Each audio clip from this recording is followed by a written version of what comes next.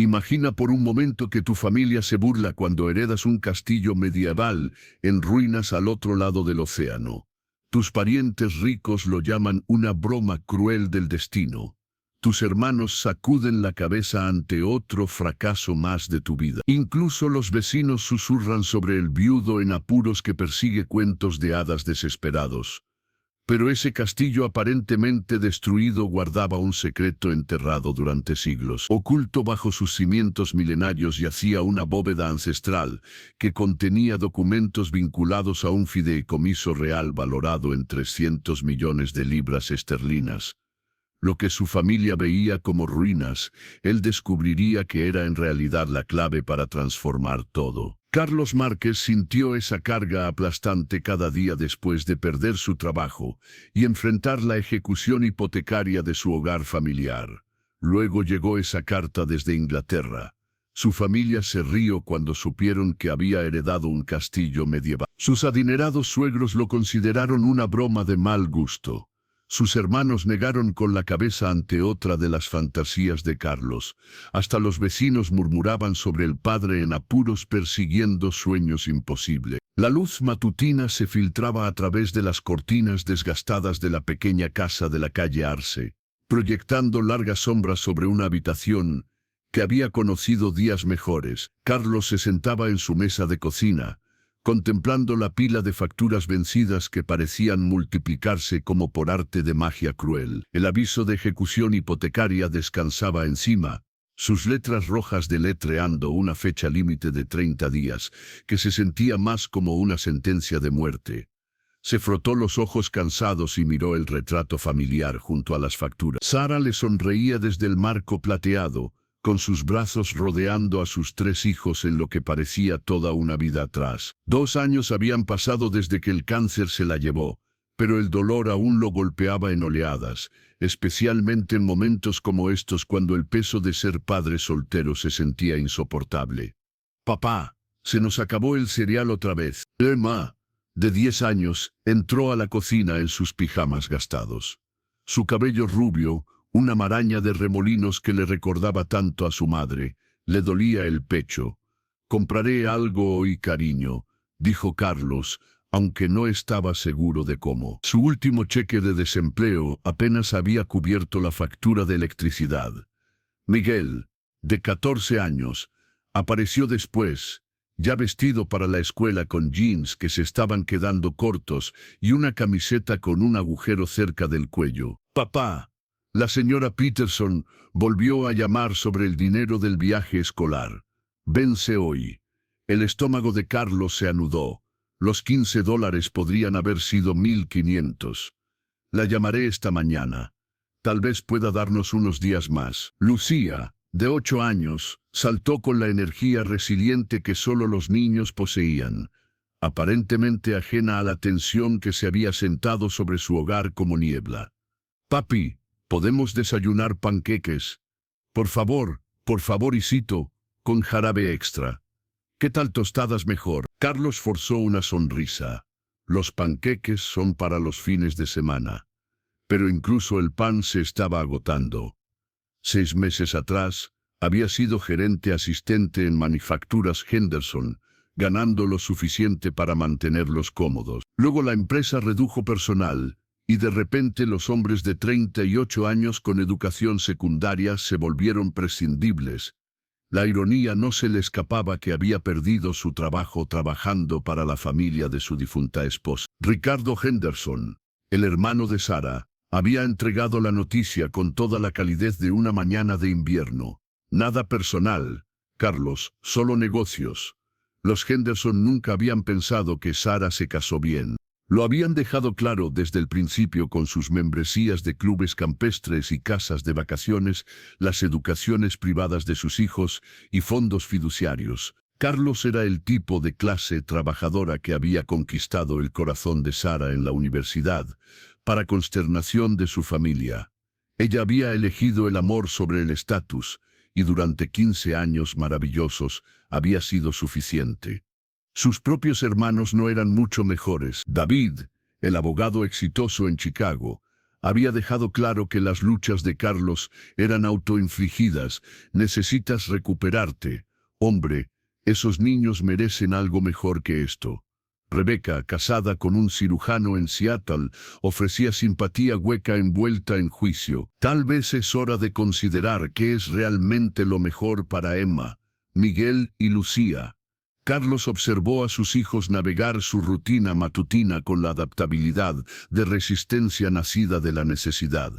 Emma ayudó a Lucía a atarse los zapatos. Miguel se aseguró de que todos tuvieran sus mochilas. Habían aprendido a no pedir cosas que no podían tener, a no mencionar fiestas de cumpleaños de amigos a las que no podían permitirse asistir, a no quejarse de los comestibles genéricos o el termostato mantenido bajo para ahorrar dinero. Le rompía el corazón lo buenos que se habían vuelto en estar bien con menos. «Viene el autobús», gritó Miguel desde la ventana. Comenzó la prisa matutina. Loncheras que contenían más esperanza que comida. Abrazos que se demoraban un poco más últimamente. Promesas de que todo saldría bien. Carlos se quedó en la puerta, viendo el autobús amarillo desaparecer por la calle, llevándose a las 3 personas que significaban todo para él. La casa se sentía vacía en su ausencia. Regresó a la mesa de la cocina donde las facturas esperaban con malevolencia paciente. 30 días para encontrar $6,000 o perder el único hogar que sus hijos habían conocido. El banco ya había negado su solicitud de modificación de préstamo.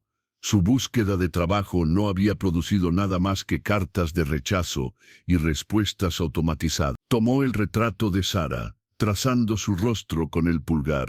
«No sé cómo hacer esto sin ti», susurró. «Los estoy fallando. Te estoy fallando a ti».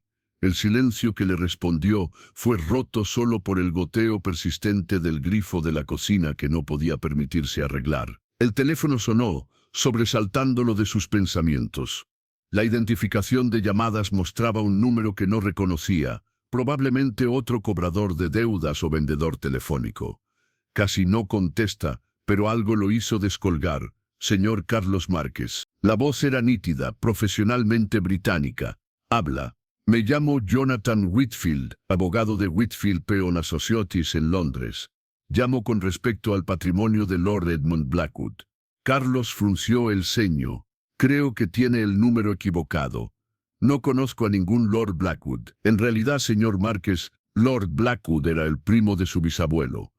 Tengo documentación que lo muestra como su pariente vivo más cercano y heredero de su patrimonio». Las palabras parecían flotar en el aire sin significado.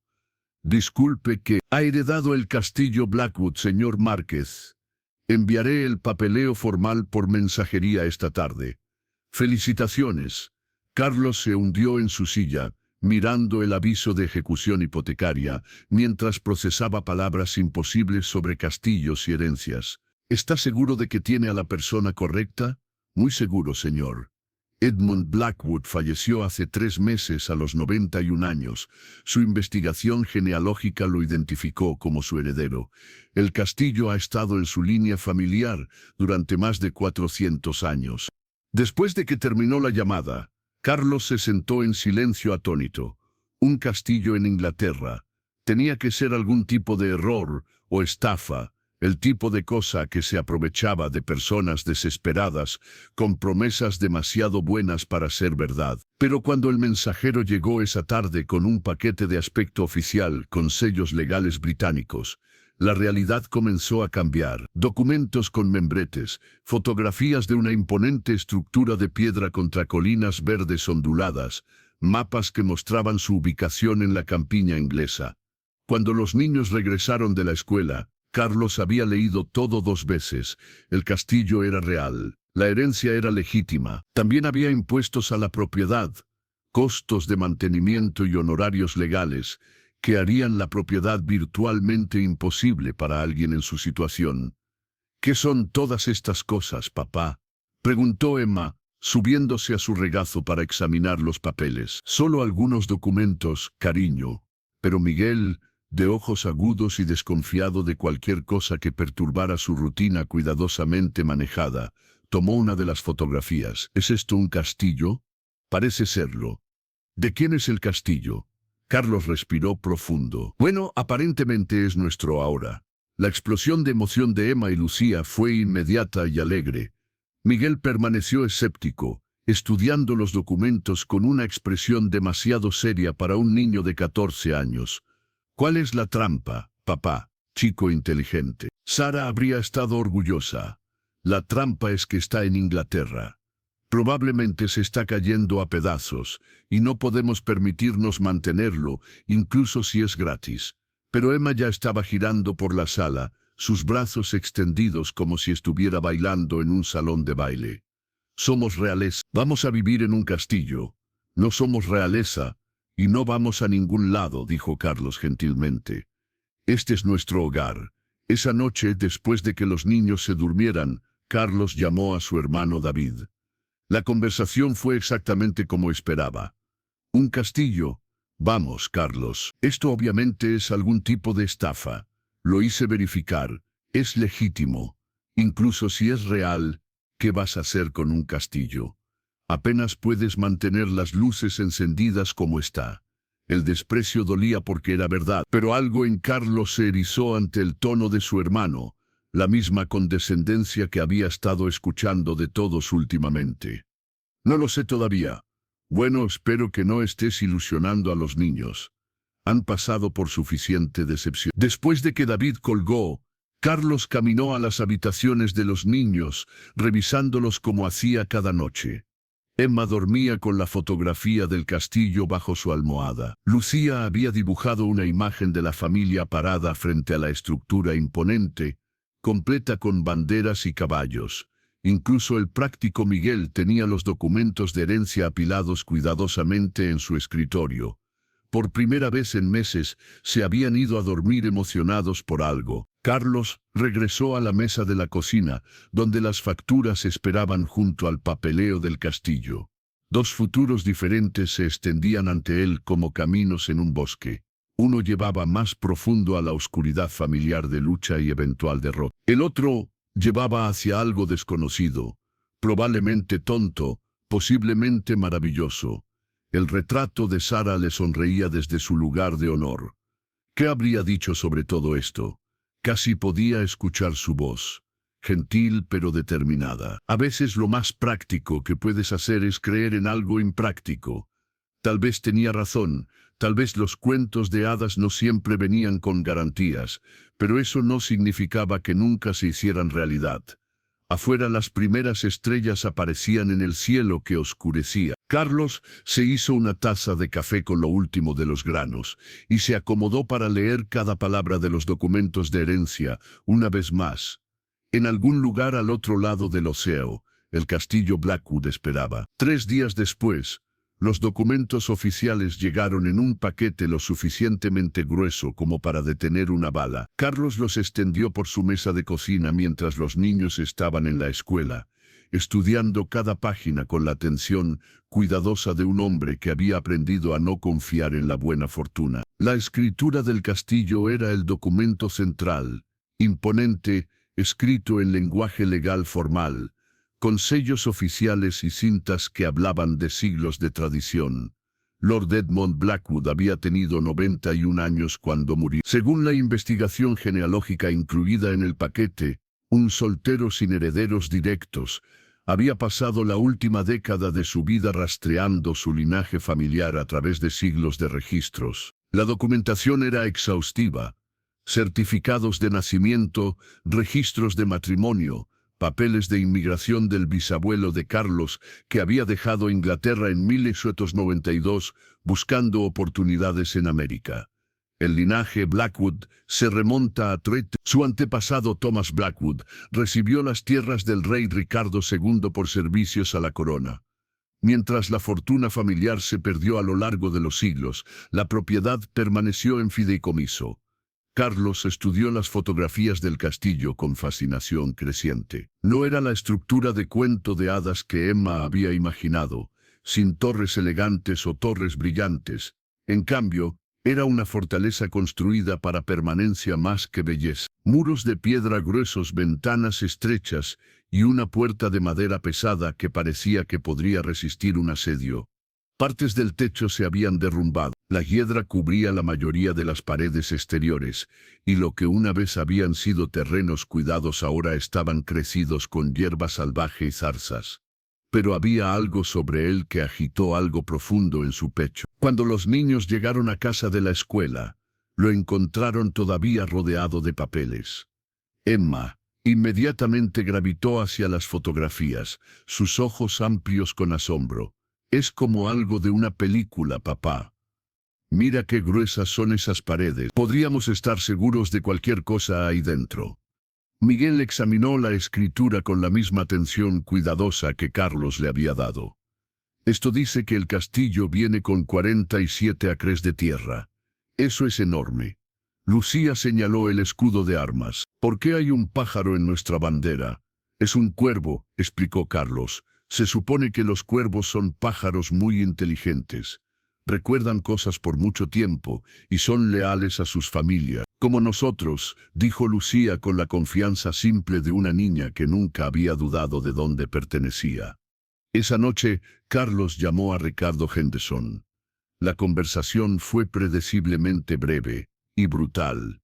«¿Has perdido la cabeza?» La voz de Ricardo llevaba el borde agudo que tomaba cuando discutía cualquier cosa relacionada con el juicio de Carlos.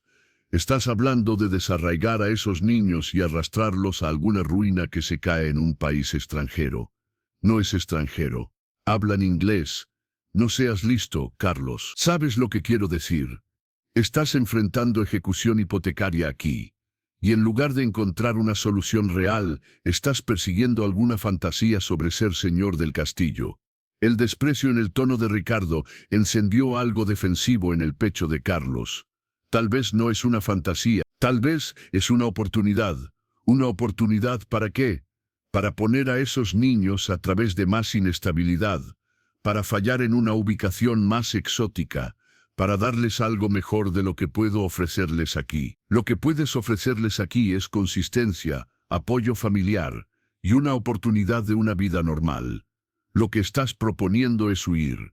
Después de que Ricardo colgó, lo cual hizo sin decir adiós, Carlos se sentó en la oscuridad creciente de su sala. El aviso de ejecución hipotecaria aún yacía en la mesa de la cocina, junto a los documentos del castillo.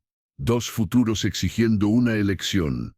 Su hermana Rebeca llamó una hora después, su tono más suave, pero su mensaje igualmente claro. «He estado hablando con Ricardo», comenzó, lo que significaba que la familia ya había tenido una conferencia sobre el estado mental de Carlos. «Todos estamos preocupados por ti. Esta cosa del castillo no es real, cariño. No es una solución. El castillo es real. La herencia es legítima. Incluso si lo es, no puedes permitirte mantenerlo. Terminarás peor de lo que estás ahora, excepto que estarás varado a miles de millas de cualquiera que pueda ayudarte». «Tal vez ya no quiero ayuda», dijo Carlos, sorprendiéndose con el borde en su voz. «Tal vez quiero pararme en mis propios pies por una vez». «¿Con qué dinero? ¿Usando qué habilidades?» «Carlos, eres un buen hombre y un padre amoroso, pero no estás equipado para algo así. Deja que los abogados vendan el castillo. Toma el dinero que puedas obtener de él y úsalo para volver a ponerte de pie aquí donde perteneces». «¿Dónde perteneces?» La frase resonó después de que Rebeca colgó. ¿Dónde pertenecía? En esta casa que estaba a punto de serle arrebatada, trabajando empleos que podían desaparecer sin advertencia, aceptando caridad de familiares que lo veían como una carga. David llamó a la mañana siguiente con el mismo mensaje envuelto en terminología legal. «He investigado los registros de propiedad», dijo con la autoridad de alguien acostumbrado a tener razón. «Este castillo es un pozo de dinero. Los impuestos a la propiedad solos te llevarán a la bancarrota en un año. Y eso asumiendo que puedas permitirte llegar allí en primer lugar». «¿Y sí?» «No hay y sí, Carlos. Esta es la realidad hablando. Tienes 3 niños dependiendo de ti para tomar decisiones racionales. No dejes que la desesperación te haga estúpido». Pero mientras Carlos colgaba el teléfono, se dio cuenta de que la desesperación podría ser exactamente lo que necesitaba. Las elecciones seguras lo habían llevado aquí, a esta mesa de cocina cubierta de facturas impagas, a esta vida de derrota gradual. Tal vez era hora de tomar una elección insegura. Encontró a los niños en el patio trasero, Emma empujando a Lucía en el columpio de llanta, mientras Miguel leía a la sombra del viejo roble. Levantaron la vista cuando se acercó y vio algo en sus caras que no había visto en meses: esperanza. «He estado pensando en el castillo», dijo. Preguntó Miguel cuando Carlos hizo una pausa. Carlos miró a sus hijos, a la casa detrás de ellos que pronto pertenecería a otra persona, al vecindario donde habían vivido toda su vida, pero donde nunca habían pertenecido verdaderamente a algo más grande que ellos mismos. «Y creo que deberíamos ir a verlo». Emma se lanzó del columpio a sus brazos. «¿En serio? ¿Realmente vamos a ir a Inglaterra?» «Solo a mirar», dijo Carlos, aunque algo en su pecho sugería que podría ser más que eso. «Solo para ver con qué estamos tratando». Miguel cerró su libro, su expresión seria.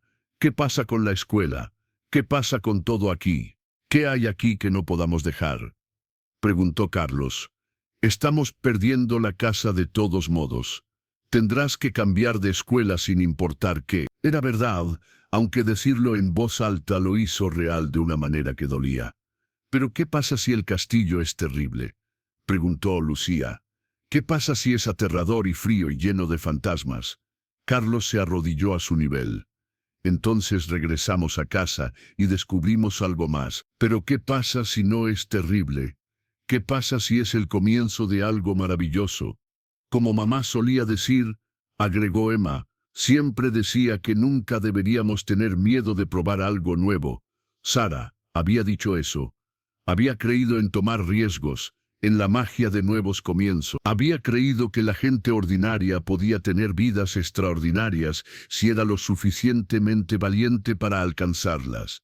«Entonces, ¿realmente vamos a hacer esto?», preguntó Miguel. Carlos miró la escritura del castillo, aún extendida en la mesa de picnic donde la había llevado para mostrársela. El levantamiento de tierra. 47 acres. Una estructura que había estado en pie durante más de 600 años, un nombre que les pertenecía, que los conectaba con algo más grande que sus circunstancias actuales. «Realmente vamos a hacer esto», dijo. Los boletos de avión costaron dinero que no tenían, cargados a una tarjeta de crédito que ya estaba al máximo. Pero algo había cambiado en Carlos desde tomar la decisión. Por primera vez en meses, se sentía como si se estuviera moviendo hacia algo en lugar de huir de ello. Los Henderson y sus hermanos podían llamarlo locura. Los vecinos podían susurrar sobre la familia que finalmente se había quebrado bajo presión. Nada de eso importaba ya. Iban a ver su castillo. El pueblo de Thornwick apareció a través de la ventana del auto de alquiler como algo de un libro de cuentos que había sido dejado afuera en la lluvia demasiado tiempo. Calles empedradas estrechas serpenteaban entre cabañas de piedra con techos de paja, sus jardines salvajes con rosas e hiedra. Una pequeña iglesia con campanario se alzaba en el centro del pueblo, rodeada de tiendas que parecían no haber cambiado en siglos. Pero había algo cansado en todo. Escaparates vacíos con letreros de «se alquila» en ventanas polvorientas, jardines que eran más maleza que flores, calles que parecían hacer eco con los pasos de personas que ya no estaban ahí. «Es tan silencioso», susurró Emma desde el asiento trasero, como si hablar demasiado alto pudiera perturbar cualquier fantasma que se demorara en los carriles estrechos. Carlos se detuvo junto a la taberna del pueblo. «El descanso del cuervo».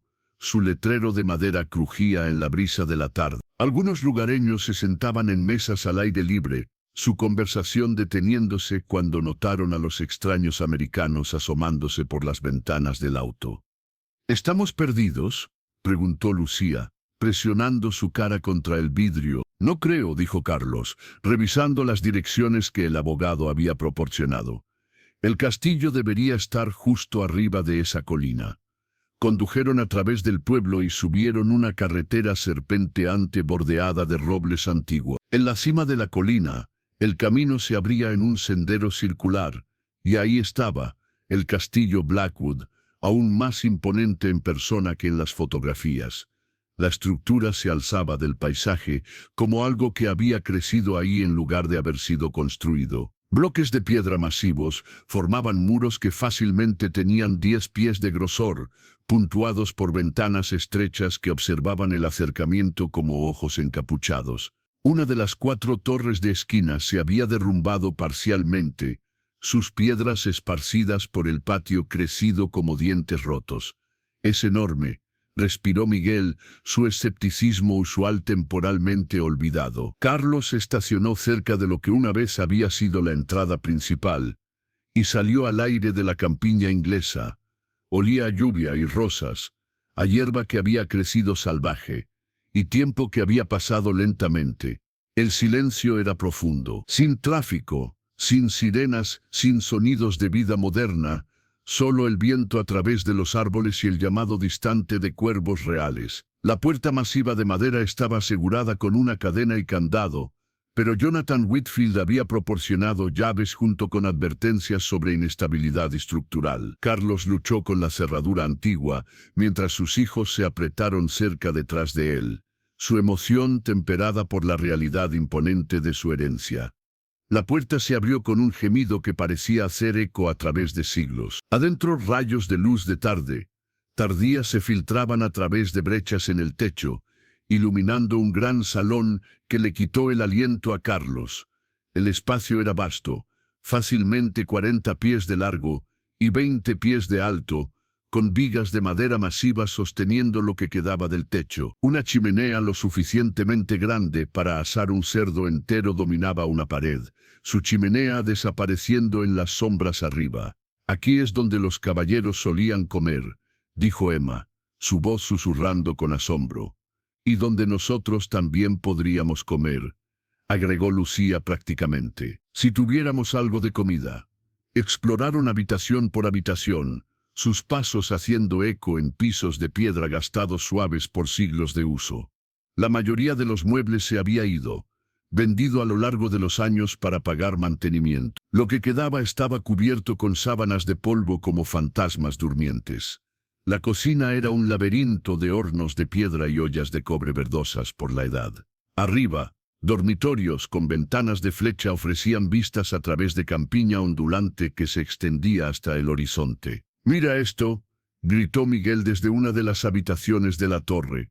Carlos subió la escalera espiral, estrecha para encontrar a su hijo parado junto a un cofre de madera lleno de documentos y fotografías viejas. Miguel sostuvo un recorte de periódico amarillento, la crónica de Thornwick fechada en 1000. El titular decía: «El castillo Blackwood sirve como refugio para niños de Londres durante el Blitz». Abajo había una fotografía mostrando docenas de niños jugando en el patio, mientras adultos observaban desde los escalones del castillo. La historia describía cómo el padre de Lord Edmund había abierto el castillo a familias huyendo del bombardeo de Londres, alojando a más de 100 personas durante lo peor de la guerra. La familia Blackwood siempre ha abierto sus puertas a los necesitados, citaba el artículo a Lord Blackwood diciendo: «Estas viejas paredes han refugiado a muchas familias a lo largo de los siglos, pueden refugiar a unas pocas más». Emma apareció junto a ellos, habiendo subido las escaleras con Lucía cerca detrás. «Ayudamos a la gente», dijo, estudiando la fotografía. «Nuestra familia ayudó a salvar niños». Era la primera vez que cualquiera de ellos había dicho «nuestra familia» en conexión con los Blackwood. Y algo cambió en la habitación de la torre.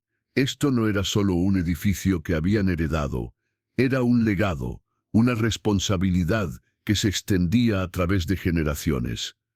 «Papá», dijo Lucía, tirando de su chaqueta, «hay gente afuera». Miraron por la ventana de saeta para ver a un pequeño grupo de lugareños parados en el patio, observando el castillo con expresiones curiosas.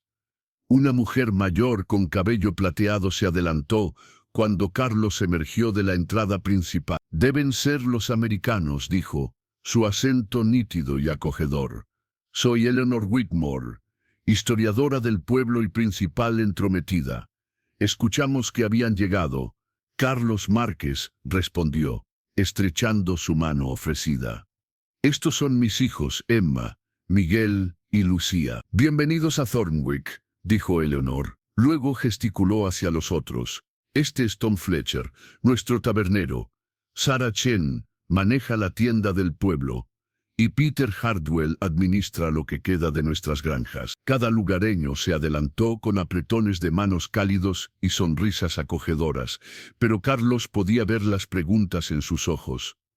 Otro forastero venido a mirar el castillo. Tal vez. Otro comprador potencial que desaparecería una vez que se dieran cuenta de la magnitud de lo que habían heredado. ¿Qué lugar tienen aquí?, dijo Tom, su voz llevando el peso de años pasados viendo el castillo decaer. Ha estado vacío desde que Lord Edmond falleció. Una pena verlo así. Solo estamos visitando, dijo Carlos rápidamente. Solo queríamos ver qué